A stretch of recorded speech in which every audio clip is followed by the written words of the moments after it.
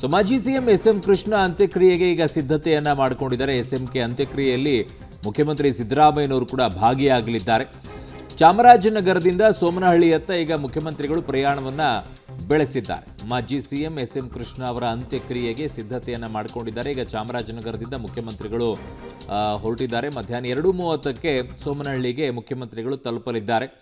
So ಈಗ ಹೋಗ್ತಾ ಇರುವಂಥ ಅಂತಿಮ ಯಾತ್ರೆಯೂ ಕೂಡ 2:30 ಅಷ್ಟೊತ್ತಿಗೆ ಆಗುತ್ತೆ ಹೋಗಿ ತಲುಪಕ್ಕೆ. 2ರಿಂದ 2:30ರವರೆಗೂ ಕೂಡ ಸೋಮನಹಳ್ಳಿಯಲ್ಲಿ ಸಾರ್ವಜನಿಕ ದರ್ಶನಕ್ಕೂ ಕೂಡ ವ್ಯವಸ್ಥೆಯನ್ನು ಮಾಡಲಾಗಿದೆ. ಹಾಗಾಗಿ ತುಂಬ ಬೇಗ ಹೋಗಿ ತಲುಪುತ್ತೆ ಅಂತ ಕಾಣಿಸ್ತಾ ಇದೆ. ಅದರ ಜೊತೆಗೆ 3ರಿಂದ 5 ಗಂಟೆಯವರೆಗೂ ಕೂಡ ಅಂತ್ಯಕ್ರಿಯೆಗೆ ಸಮಯವನ್ನು ನಿಗದಿ ಮಾಡಿಕೊಂಡಿದ್ದಾರೆ. ಸೊ ಅದಕ್ಕೆ ಏನೆಲ್ಲ ವಿಧಿವಿಧಾನಗಳನ್ನು ಪಾಲನೆ ಮಾಡಬೇಕು ಒಕ್ಕಲಿಗ ಸಂಪ್ರದಾಯದ ಪ್ರಕಾರ ಆ ರೀತಿಯಾಗಿ ಮಾಡಿಕೊಂಡಿದ್ದಾರೆ.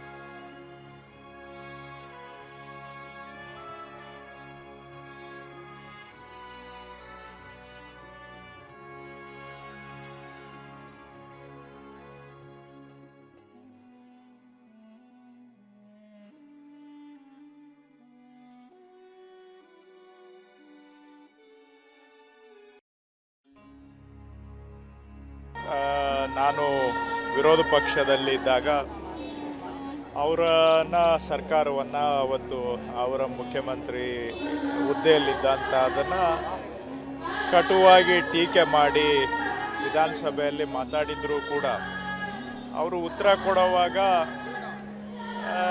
ನನ್ನ ಹೆಸರು ತೆಗೆದುಕೊಂಡು ಭಾಳ ಗೌರವದಿಂದ ನಾನು ಅವ್ರನ್ನ ಟೀಕೆ ಮಾಡಿದರು ವಿಧಾನಸಭೆಯಲ್ಲಿ. ಅವರು ನಮ್ಮನ್ನು ಭಾಳ ಗೌರವವಾಗಿ, ನಾನು ಆಗಿನ್ನೂ ಮೊದಲನೇ ಬಾರಿ ವಿಧಾನಸಭೆ ಪ್ರವೇಶ ಮಾಡಿದ್ದು, ವಯಸ್ಸಿನಲ್ಲಿ ಇನ್ನೂ ಭಾಳ ಚಿಕ್ಕವನಿದ್ದು. ಆದರೂ ಅವರ ನಡವಳಿಕೆ ಅವತ್ತು ಆ ಥರ ಒಂದು ಮುಖ್ಯಮಂತ್ರಿ ಸ್ಥಾನಕ್ಕೆ, ರಾಜಕಾರಣಕ್ಕೆ ಗೌರವ ತರುವಂಥ, ಆ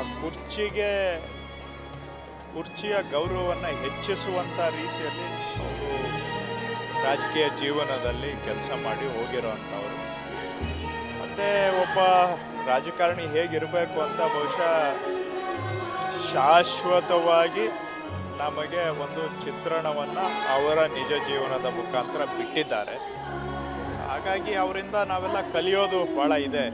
ಆದರೆ ಇವತ್ತಿನ ರಾಜಕೀಯ ಭಾಳ 20 ವರ್ಷಗಳಲ್ಲಿ ಭಾಳ ಬದಲಾಗಿದೆ. ಆ ರೀತಿ ನಾವು ಇರೋಕ್ಕಾಗುತ್ತೋ ಇಲ್ಲವೋ, ಆದರೆ ಅವರಂತೂ ಇದ್ದು ತೋರಿಸಿ ಹೋಗಿದ್ದಾರೆ. ಅವರ ಜೀವನದ ಅನುಭವದ ಮುಖಾಂತರ, ನಡವಳಿಕೆ ಮುಖಾಂತರ ಅವರ ನೆನಪು ಶಾಶ್ವತವಾಗಿ ನಮ್ಮಲ್ಲಿ ಉಳಿಯಲಿ ಅಂತ ಆಶಿಸ್ತೇನೆ. ಎಸ್.ಎಂ. ಕೃಷ್ಣ ಅವರು ಯಾವತ್ತೂ ಕೂಡ ಕುರ್ಚಿಗಾಗಿ ಅಂಟಿ ಕೂತವರಲ್ಲ, ಆದರೆ ಅವರ ವ್ಯಕ್ತಿತ್ವವನ್ನು ಗಮನಿಸಿ ಎಲ್ಲ ಅಧಿಕಾರವೂ ಕೂಡ ಅವ್ರಿಗೆ ಬಂದಿದೆ ಸರ್. ಅವರು ಇಂದಿರಾ ಗಾಂಧಿಯವರಿಗೆ ಭಾಳ ಹತ್ತಿರವಾಗಿದ್ದವರು.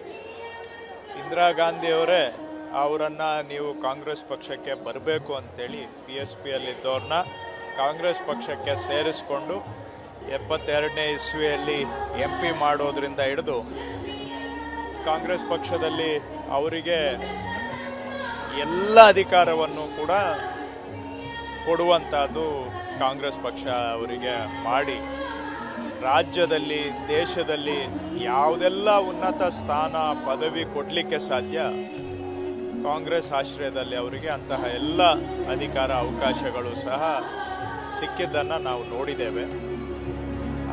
ಅವರು ಯಾವತ್ತೂ ಕೂಡ ಕುರ್ಚಿಗೆ ಹಂಬಲ ಪಟ್ಟವರು ಅಲ್ಲ, ಅಥವಾ ಅದಕ್ಕೆ ಒಂಥರ ಅಪಾಪಿ ಮಾಡಿದವರು ಅಲ್ಲ. ಆದರೂ ಕೂಡ 40 ವರ್ಷ ಅವರ ಕಾಂಗ್ರೆಸ್ನ ಜೊತೆಗಿನ ಒಡನಾಟ 1972ರಿಂದ ಆರಂಭ ಆಗಿ ಬಹುಶಃ 2013-14ರವರೆಗೆ ಅವರಿಗೆ ಎಲ್ಲ ಅಧಿಕಾರ. ಸೊ ಕೃಷ್ಣ ಬೈರೇಗೌಡರ ವಿಚಾರದಲ್ಲೂ ಕೂಡ ಒಂದು ರಾಜಕೀಯ ವಿಶ್ಲೇಷಕರು ಹೇಳುವಂಥ ಒಂದು ಮಾತಿದೆ. ಅವರು ಕಾಂಗ್ರೆಸ್ ಪಕ್ಷವನ್ನು ಬಿಟ್ಟು BJP ಸೇರಕ್ಕೆ ಕಾರಣವಾಗಿರೋದು ಕೃಷ್ಣ ಬೈರೇಗೌಡರು ಅಂತ ಹೇಳಿ. ಅದಕ್ಕೆ 2016ರಲ್ಲಿ ನಡೆಯುವಂಥ ಒಂದು ಘಟನೆ ಬಗ್ಗೆ ಹೇಳ್ತಾರೆ ರಾಜಕೀಯ ವಿಶ್ಲೇಷಕರು.